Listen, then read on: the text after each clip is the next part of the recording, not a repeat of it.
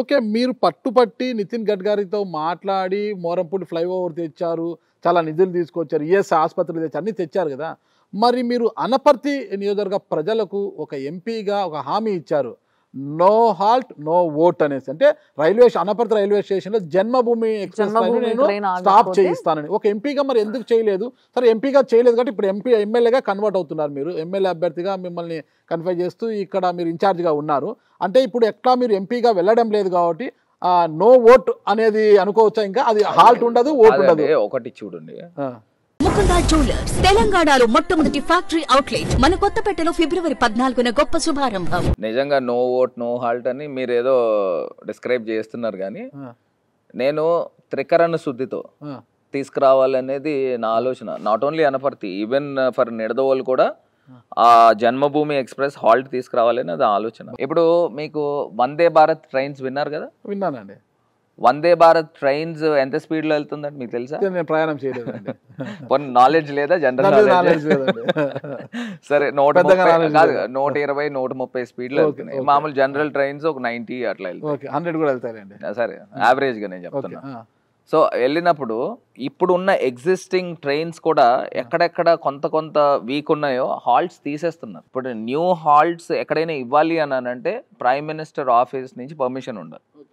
ఇంకా ఇప్పుడు అంటే హైలీ ఇంపాసిబుల్. ఇప్పుడు ఎలా అవుతుందంటే వందే భారత్ ట్రైన్ రావడం వలన అది ఏమైందంటే ఉన్న హాల్ట్స్నే తీసేస్తున్నారు. ఇప్పుడు బిట్వీన్ విశాఖపట్నం టు చెన్నై దాకా there is an requirement of 3rd and 4th lines.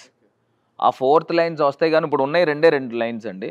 ఇప్పుడు వైజాగ్ టు విజయవాడ దాకా 3rd and 4th లైన్స్ ఇప్పుడు మొన్న శాంక్షన్ వచ్చిందని చెప్తా ఉన్నారు.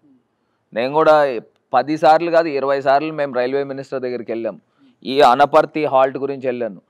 Railway 3rd line 4th line ఇవ్వాలి, మీరు ఆంధ్రప్రదేశ్కి చేయట్లేదని ఎన్నిసార్లు డిమాండ్ చేశాం. ఇప్పుడు 3rd and 4th లైన్స్లో ఇంకొక అడ్వాంటేజ్ కూడా ఉంది.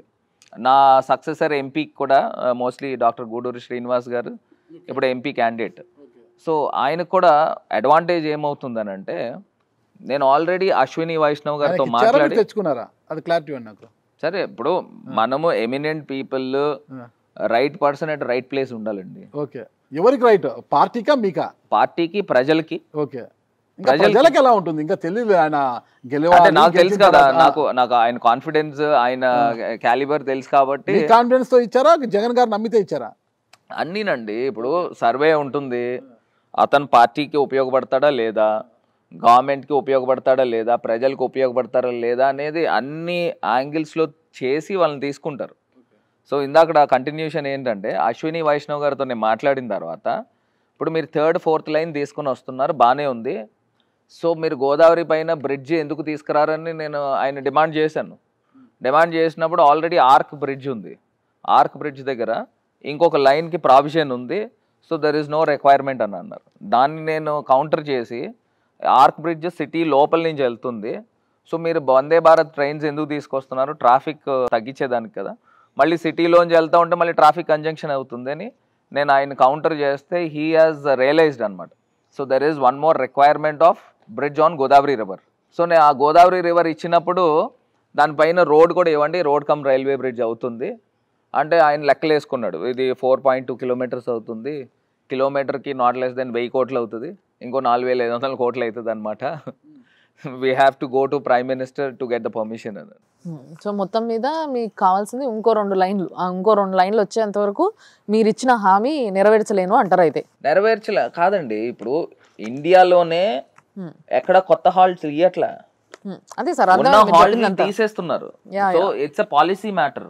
జనసేన పార్టీ ఆఫీస్ కోసం అని చెప్పి ఒక బిల్డింగ్ విషయంలో కొలతలు సరిగ్గా లేకపోయినా డీవియేషన్ ఉన్నప్పటికీ సార్ దానికి అగేన్స్ట్ గా కార్పొరేషన్ చైర్మన్ ఆయన ఇట్లా కట్టడానికి వీలు లేదని చెప్పి స్టాంప్ వేసి మరి ఒక పత్రం ఇస్తే దాన్ని కాదని మీరు జనసేనకి సపోర్ట్ చేసి లేదు వదిలేయి కట్టుకొని అని చెప్పి సపోర్ట్ చేశారు. మరి మిమ్మల్ని ఏమనాలి? అసలు మీకు ఫీడ్బ్యాక్ ఇచ్చారు నాకేది తెలియదు, కానీ ఇప్పుడు నేను ఎంపీగా నాకు ఎంతో మంది పరిచయాలు ఉంటారు.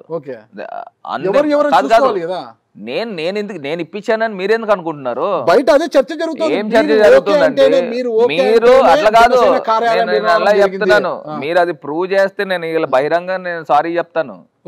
ఏం మాట్లాడతారు? ఎవడో పిచ్చోళ్ళు 10 రకాలు మాట్లాడితే దానికి ప్రతి దానికి నాకు ఆపాదించడం అనేది ఎట్లా కుదురుతుంది? కరెక్ట్. అది మీ ప్రమేయం లేకుండా నిర్మించారు. విల్లా స్ట్రీట్ తెలుసు కదా మీకు. అగ్రికల్చర్ ల్యాండ్ నుంచి కన్వర్షన్ కాకముందే ఆడొక భవంతి నిర్మించారు.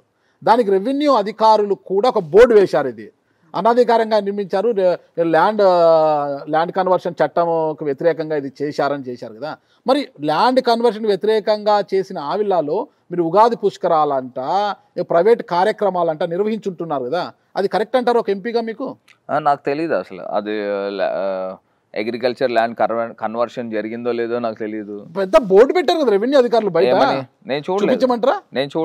చూపించమంటారా? అది 365 days అక్కడే ఉందా బోర్డు? నాకు తెలియదు, ఇప్పటికీ నిజంగా నాకు తెలియదు. ఒకవేళ నిజంగా నా నోటీస్ లో ఉండుంటే అట్లా చేసి ఉండేవాడు. మీరు అక్కడ బిల్డింగ్ లో వెళ్ళి సంబరాలు చేసుకోవడానికి కారణం ఏంటి సార్? మరి అంటే అది ఎవరిది అనుకొని వెళ్ళారు? మా పార్టీలో నాయకులు ఎవరో సజెస్ట్ చేశారు అది బాగుంటుంది అని చెప్పేసి చెప్తే. అంటే మీ పార్టీలో నాయకులకు చాలా మందికి తెలుసు, అంటే మీకు తెలియకపోవచ్చు, అంటే వాళ్ళందరికీ తెలుసు. అయితే ఏం తెలుసు? ఇప్పుడు సార్ చెప్తున్న బోర్డు గురించి. బిల్డింగ్ ఉందని తెలుసు, అది బోర్డులు ఎక్కడ ఉన్నాయా లేవా అనేది మాకు తెలియదు. ఒక 4 ఎకరాల భూమి ఏదైతే ఉందో అది ఫార్మర్స్ ల్యాండ్. ఆ ల్యాండ్ లో ఒక బిల్డింగ్ కట్టి దాంట్లో మళ్ళీ మీరు అందరూ వెళ్ళి సంబరాలు చేసుకున్నాం, ఉగాది సంబరాలు పార్టీ. అట్లా కాదండి. ఇప్పుడు నేను ఒకటి చెప్తాను వినండి. ఏదైనా ఒక ప్రాబ్లం ఉందనుకోండి, వాళ్ళు ఈ పార్టీకి డబ్బులు కట్టేసి ఉంటారు, లేని పక్షంలో కోర్టు నుంచి స్టే తెచ్చుకుని ఉంటారు, లేని పక్షంలో బిల్డింగ్ కూల్చేసి ఉంటారు. ఈ 3 పద్ధతులు ఉంటాయి. సో నాకు తెలిసి డబ్బులు కట్టి ఉండాలా, లేని పక్షంలో కోర్టు నుంచి స్టే తెచ్చుకుని ఉండాలా. ఇవన్నీ కూడా మైన్యూట్ థింగ్స్ అండి. ఇప్పుడు ల్యాండ్ కన్వర్షన్ చేయలేదని అనుకోండి, గవర్నమెంట్ నోటీస్ ఇస్తుంది. ఆ గవర్నమెంట్ స్టిపులేటెడ్ టైం చెప్తుంది, 15 రోజుల లేదా నెల రోజుల, నువ్వు కట్టకపోతే నేను వసూలు చేయిస్తాను లేదా జప్తు చేయిస్తాను. It's due process. ఆశీర్వాదం వాళ్ళపై ఉన్నప్పుడు ఏమండి, నాకు అసలు నేను ఒకటి చెప్తానండి, నాకు ఎవ్వరు పెద్ద పరిచయాలు ఉండవండి. నాకు ఏదైనా లిమిటెడ్ ఫ్రెండ్స్ ఉంటారు. నా ఫ్రెండ్ కూడా కాదు, నాకు లిమిటెడ్ ఫ్రెండ్స్ ఉంటారు. పరిచయాలు అందరితో పరిచయాలు ఉంటాయి. దట్ డజంట్ మీన్ నేను ఫోన్ చేసి లేకపోతే వాళ్ళకి చెప్పాను లేకపోతే ఆఫీసర్లు చెప్పాను అనేది అసలు